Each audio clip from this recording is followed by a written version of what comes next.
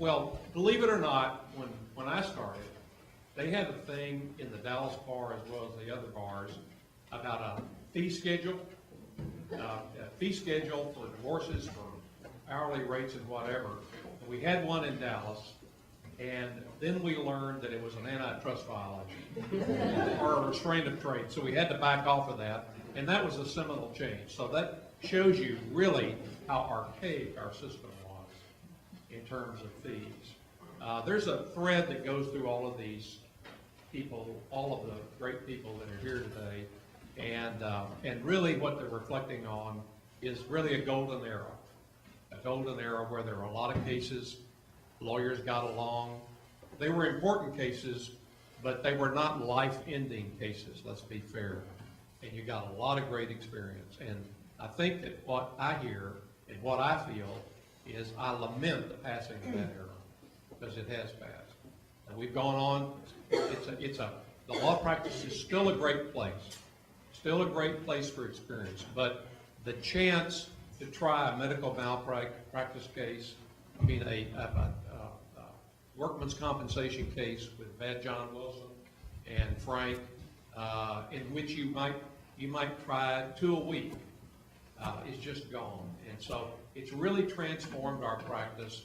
And then slowly, major firms stopped doing that kind of work.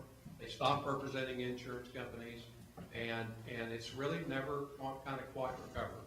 I think the second thing, and of course there's tort reform, the second thing is the development of and the reliance upon good general counsel.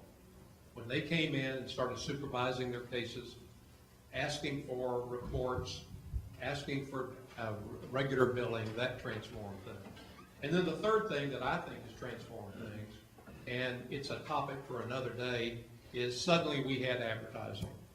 And I think that's really impacted a lot of things, and most of all, it's impacted our image to the public.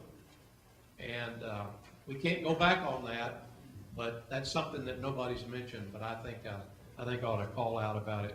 But you know, it's really a golden era, and I hope sometime that you don't think we've romanticized it, because it kind of sounds like we have, because there were some rough spots. It wasn't perfect. People didn't get along. There were a lot of talk, but it was a great time period for all of us to develop our skills. Well, you have certainly brought up a young group behind you, certainly at your firm with Nina or Ann Johnson and so forth. I mean, that's important, right? The mentoring process. And are we seeing the younger lawyers mentoring the way you did? Well, I think so. I think they're every bit as talented as the generation ahead of us. Nina and Ann Johnson and Thad Barron's, all of the people in the firm. Phil Philbin back here. And it's just that the way in which we operated is just different now. It's not the community. We don't see each other. We don't socialize. We don't go out to drink with colleagues as much.